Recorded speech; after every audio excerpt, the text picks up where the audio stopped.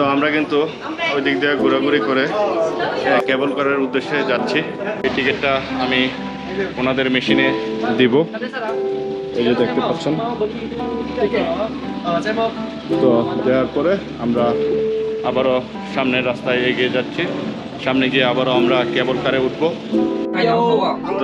আবারও আমরা কেবল কারে উঠছি, এই যে দেখুন এখন যাবো।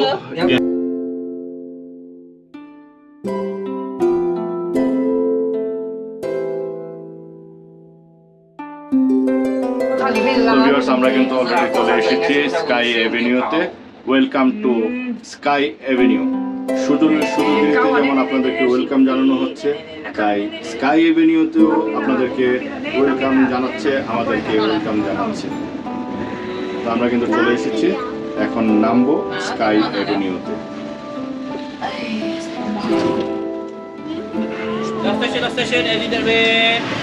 ওকে, থ্যাংক ইউ।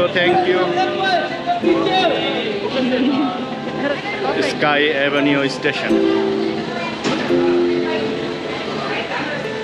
তো এখানে কি রয়েছে তা আপনাদেরকে দেখাবো, আমরাও দেখব।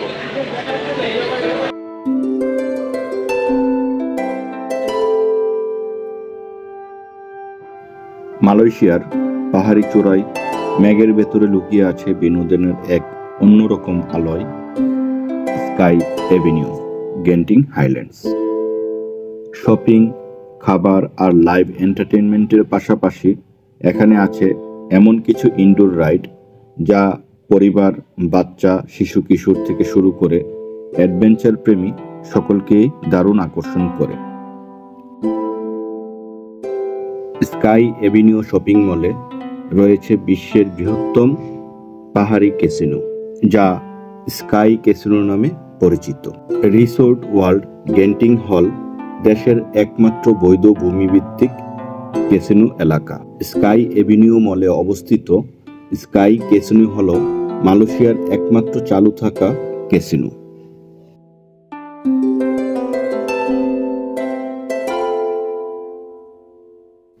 স্কাই এভিনিউর ঠিক মাঝেই রয়েছে 4 লক্ষ বর্গ ফুট জুড়ে নির্মিত একটি ভবিষ্যৎধর্মী ইনডোর থিম পার্ক। এখানে রয়েছে 25টিরও বেশি রাইড, যা 3টি ক্যাটাগরিতে ভাগ করা: পারিবারিক, মধ্যম থ্রিল এবং এক্সট্রিম থ্রিল। পরিবারের ছোট সদস্যদের জন্য স্কাই ট্রোপলিস সত্যি স্বপ্নের রাজ্য। এখানে থাকা রাইডগুলোর মধ্যে balloon race, loop de loop, bumper boss. এসব রাইডগুলো শুধু মজা নয়, পরিবারের সঙ্গে কাটানোর সময়কে আরো প্রাণবন্ত করে তোলে। রোমান্স পছন্দ করেন কিন্তু ভয়ঙ্কর নয়, এই টাইপের কিছু রাইড রয়েছে এখানে: sky tower, spin crazy, gondola Fiesta. এই রাইডগুলো বাচ্চা ও বড় সবার জন্যই ব্যালেন্স অ্যাডভেঞ্চারের অনুভূতি দেয়। যারা সত্যিকারের থ্রিল চান, স্কাই ট্রোপলিসের কাছে তাদের জন্য রয়েছে স্মরণীয় কিছু রাইড: সুপার গ্লিডার, ডিস্কো, বরটেক্স। এই রাইড 360 ডিগ্রি স্পিনের মাধ্যমে আপনাকে টেনে নিয়ে যাবে অ্যাড্রেনালিনের এক ঝড়ে। এগুলো স্কাই এভিনিউকে অন্য সব ইনডোর থিম পার্ক থেকে আলাদা করে তুলেছে। স্কাই এভিনিউ শুধু রাইডের জায়গা নয়, এটি একটি অল ইন ওয়ান অভিজ্ঞতা। এখানে রয়েছে বিশ্বমানের brand shop, live performance, arcade game এবং দারুণ সব ফুড কোর্ট। আর সবচেয়ে বিশেষ বিষয় হলো, যে কোনো আবহাওয়া, বৃষ্টি কিংবা ঠান্ডা, রাইডগুলো চলতে থাকে নিরবিচ্ছিন্নভাবে, যা পাহাড়ের ভেতর দাঁড়িয়ে থাকা আশ্চর্য নিরাপত্তাবোধ তৈরি করে। গেন্টিং হাইল্যান্ডসের স্কাই এভিনিউর ইনডোর রাইড শুধু বিনোদন নয়, এটি স্মৃতি তৈরির এক রঙিন উৎসব। থ্রিল, আনন্দ, আলো আর হাসির মিশেলে তৈরি এই অভিজ্ঞতা বছরের পর বছর আপনাকে মনে করিয়ে দেবে জাদুকরী মুহূর্তগুলো। তাই মালয়েশিয়া আসলে পাহাড় চূড়ায় এই রঙিন পার্কটি অবশ্যই আপনার ভ্রমণ তালিকায় রাখতে পারেন।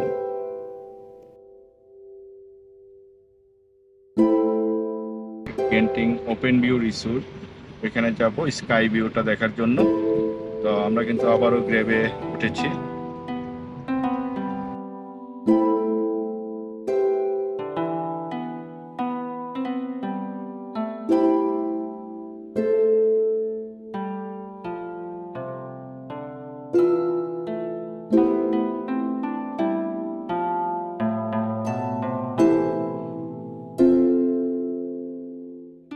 ভিউয়ার্স, এসেছিলাম গেন্টিং গ্র্যান্ড ওপেন ভিউ দেখার জন্য, কিন্তু এটার নাকি কাজ চলতেছে, যে কারণে এটা এখন দেখতে পাচ্ছি না।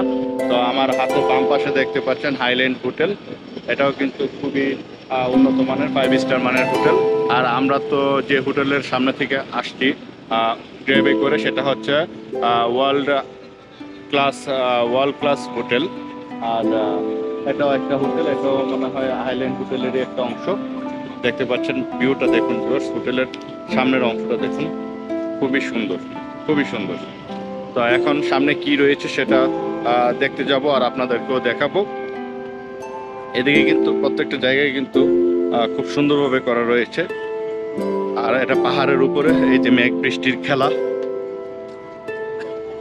আঙ্কেল এদিকে, এই যে দেখুন ওইদিকে আপনার মেঘ খেলা করছে।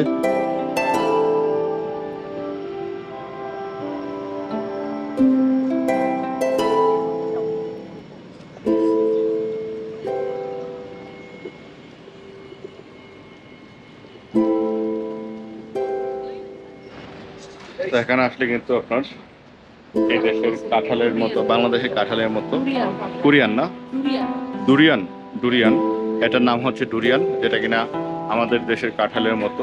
এখানে কিন্তু প্রচুর ডুরিয়ান রয়েছে।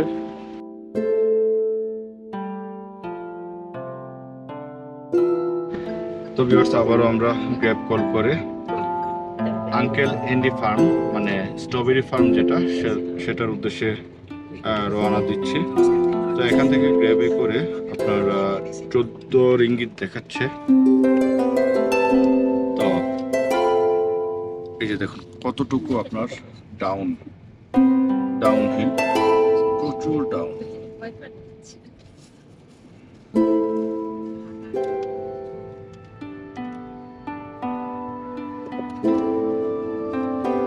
তো স্ট্রবেরি ফার্মে, মানে আঙ্কেল এন্ডি ফার্মে গিয়ে আপনাদের সাথে আবারও দেখা হচ্ছে। তো ভিউয়ার্স, এখন চলে এসেছি আঙ্কেল এন্ডি ফার্ম, মানে যেটা মালয়েশিয়াতে স্ট্রবেরি ফার্ম নামে পরিচিত। আপনার এখানে প্রচুর স্ট্রবেরি হয়। তো স্ট্রবেরি ফার্মটা ঘুরে ঘুরে দেখবো আর আপনাদেরকেও দেখাবো।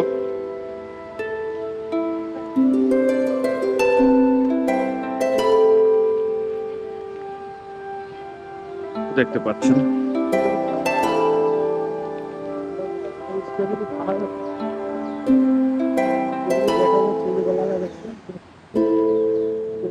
এই যে স্ট্রবেরি ফার্ম, এগুলোতেই স্ট্রবেরি হয়। সামনে যাব, সামনে গিয়ে আরো ডিটেলস দেখবো আর আপনাদেরকেও দেখাবো।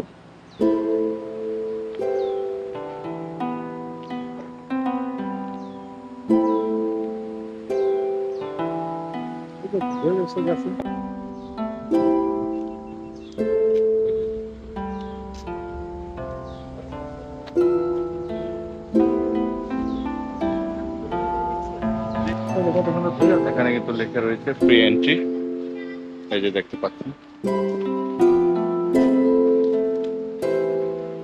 তো এখন আমি আপনাদেরকে স্ট্রবেরি গাছগুলো দেখাচ্ছি। এই যে দেখুন এই পাশে কিন্তু এক ধরনের, আর এই পাশে আরেক ধরনের।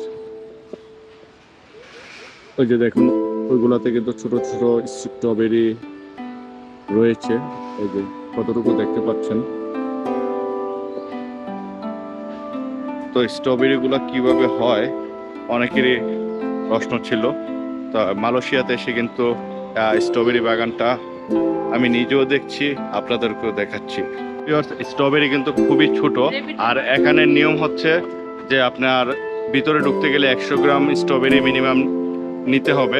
কিন্তু যে সাইজের স্ট্রবেরি, আসলে এই সাইজের স্ট্রবেরি 100 গ্রাম কেন, আপনারা 1 গ্রামও নিতে ইচ্ছা করবে না, কারণ খুবই ছোট। আমাদের সামনে 2-3 জন মালয়েশিয়ান, ওনাদের বেবিরা যখন স্ট্রবেরিগুলো এনেছে, স্ট্রবেরিগুলো খাওয়ার মতো না, তাই আমরা আর ভিতরে প্রবেশ করলাম না, বাগান থেকে বের হয়ে যাচ্ছি। দেখার ইচ্ছা ছিল, দেখেছি, এখন চলে যাচ্ছি। আপনাদের যদি চয়েস হয় আপনারা আসতে পারেন। এখানে নিয়ম হচ্ছে মিনিমাম আপনার 100 গ্রাম স্ট্রবেরি কিনতে হবে। আদারওয়াইজ এখানে টমেটো রয়েছে, তারপরে ঢেঁড়স রয়েছে, তারপরে আর কি জানি রেবিটের খাবার মানে খরগোশের খাবার রয়েছে, খরগোশের বাগানও রয়েছে এটার পিছনে। ওইখান থেকে আপনার খরগোশের দেখতে চাইলে মিনিমাম 5 টাকা আর 5 রিঙ্গিতের খাবার নিয়ে তারপর খরগোশ দেখতে যেতে হবে। আর স্ট্রবেরি তো বললামই, স্ট্রবেরি একদম ছোট ছোট, যে কারণে কিন্তু আমরা আর স্ট্রবেরি নেই নাই। আর এটাই হচ্ছে মূল বাগান। ওই পাশে কিছু রয়েছে, বাট স্ট্রবেরির অবস্থা খুবই খারাপ, ছোট ছোট, যে কারণে কিন্তু আর আমরা স্ট্রবেরি আনার জন্য যে এত 12 রিঙ্গিত দিয়ে স্ট্রবেরি নেব সেই ইচ্ছা আর হয়নি। কেবল কারে যে জায়গা থেকে উঠেছিলাম ঠিক সেই জায়গায় আমরা ব্যাক করব। আর যেহেতু ব্যাক করবো তাই আপনাদের আবারও দেখতে দেখতে নিয়ে যাব। তো ভিউয়ার্স, গেন্টিং আইল্যান্ডের আউটডোর পার্কটা আপনারা উপর থেকে দেখিয়ে দিচ্ছে, খুবই সুন্দর, খুবই অস্থির একটি পার্ক। সময় স্বল্পতার কারণে কিন্তু আমরা ভিতরে ঢুকতে পারিনি। দেখুন, খুবই সুন্দর, খুবই সুন্দর, জাস্ট অসাম। আমরা কিন্তু মেঘের ভিতর দিয়ে যাচ্ছি।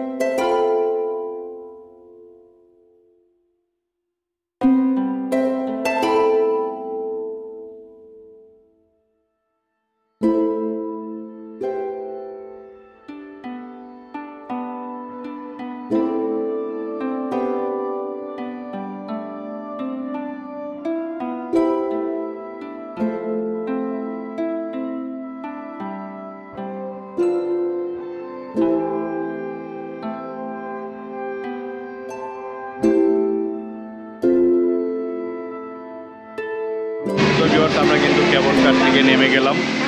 তো মোটামুটি জার্নিটা কিন্তু খুবই খুবই আনন্দদায়ক হয়েছে। আমি, পান্না এবং রাজবাড়ির একজন আঙ্কেল এবং আন্টি, তো আমরা 4 জনে কিন্তু আজকে একসাথে ঘোরাঘুরি করেছি গেন্টিং হাইল্যান্ডে। তো এখন আমরা এখান থেকে নেমে যাব, নেমে তারপরে গ্র্যাবে দিয়ে বাসায় চলে যাব। তো নিচে নেমে আমি গ্র্যাব কল দিব।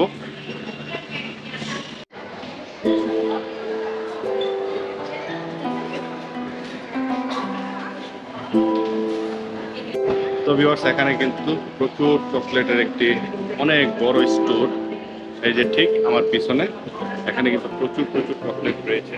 চাইলে কিন্তু আপনারা এখানে এসেও মানে কেবল কার স্টেশন থেকেও আপনারা চকলেট নিয়ে নিতে পারেন আপনাদের সোনামণিদের জন্য।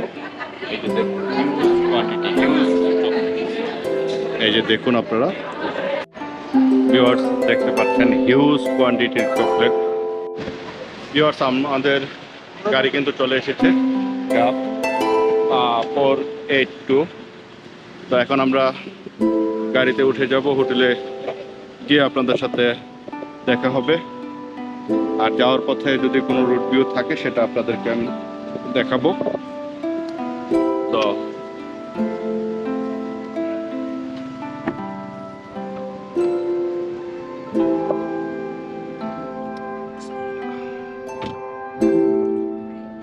আমাদের গাড়ি কিন্তু আর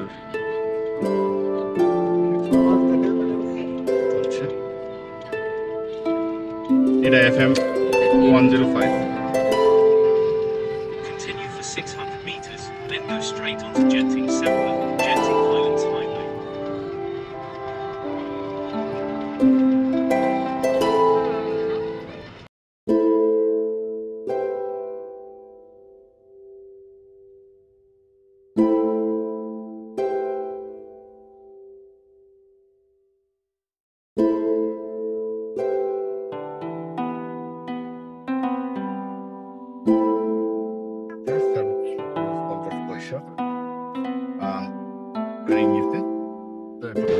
হোটেল প্লাজা। তো এখন আগে আমরা খাওয়া দাওয়া করবো, তারপরে হোটেলে ঢুকবো, কারণ সারাদিন ঘোরাঘুরি করে শরীর এতই টায়ার্ড হয়েছে যে ইচ্ছে করবে না, তাই আমরা আগে হোটেলে খাওয়া দাওয়া করার জন্য যাচ্ছি। সেটা হচ্ছে গরুর মাংস, গরুর বট, রুই মাছ, এটা হচ্ছে সিলভার মাছ, ছোট গোড়ার মাছ, এটা হচ্ছে একটা সবজি, ডাল, তারপর আপনার কিছু রয়েছে। তো আমরা কিন্তু দেখুন দুইটা অর্ডার করবো, এখান থেকে আমরা গরুর মাংস এবং এই গোড়া মাছ অর্ডার করছি, সাথে ডাল এবং ভাত। তো খাবারের মান কেমন অবশ্যই খেয়ে রিভিউ দিব। আর এই ভাই আমাদের দেশি ভাই, তারপরে ম্যানেজারও আমাদের দেশি। তো মোটামুটি কিন্তু গতকালও খেয়েছিলাম রুটি পরোটা, সেক্ষেত্রেও কিন্তু আমরা খুবই ভালোভাবে খেয়েছিলাম আর খাবারের টেস্টও খুব ভালো ছিল, তাই কিন্তু আবারও আমরা খেতে চলে আসছি। তো আজকের খাবারটা কেমন হয় তা আপনাদেরকে খাওয়ার সময় অবশ্যই বলবো। খাওয়া দাওয়া শেষ করলাম, আমাদের দেশের সময় নিলাম। আচ্ছা আচ্ছা, এখানে ইচ্ছা করলে আপনারা ডাবও কিন্তু খেতে পারেন। তো এই হোটেল থেকে কিন্তু আমরা খাওয়া দাওয়া শেষ করলাম। এই হোটেলের খাবারটা আমার কাছে ভালো লেগেছে, 2-3টা হোটেলের মধ্যে। আর এখানে কিন্তু মুদির শপ রয়েছে, সেগুলো আপনারা মুদির দোকানের মালামাল নিয়ে নিতে পারেন যদি দরকার হয় কারো। তো এখন হোটেলে যাব, হোটেলে গিয়ে ফ্রেশ হব, রেস্ট নিব।